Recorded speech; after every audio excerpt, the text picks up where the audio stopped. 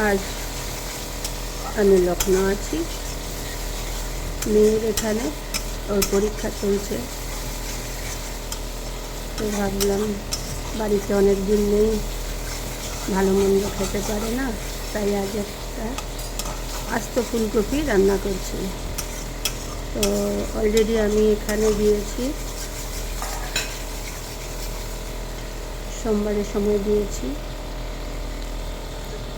এলাচ আর লং, তারপরে পেঁয়াজে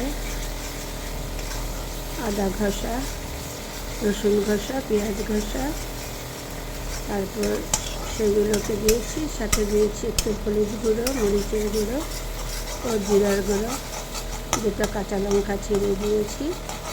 এখন এগুলোকে আমি ভালো করে ফ্রাই করছি। ফ্রাই করে আমি এবার আস্ত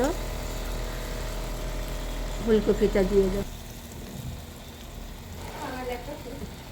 ভেতরে। এবার আমার মশলাগুলো ভাজা হয়ে গেছে, একটু জল দিয়ে দিলাম।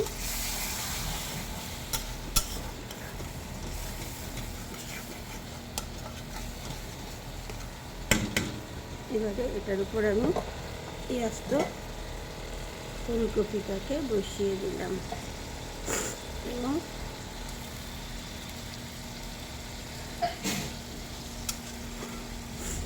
আমি এবার আঁচটা কমিয়ে দেব, দিয়ে এটাকে ঢেকে দেব, তারপরে এটা ভাপে ভাপে হবে। চলুন পরে আসছি। সো ফাইনালি আমার আস্ত ফুলকপি রান্না শেষ।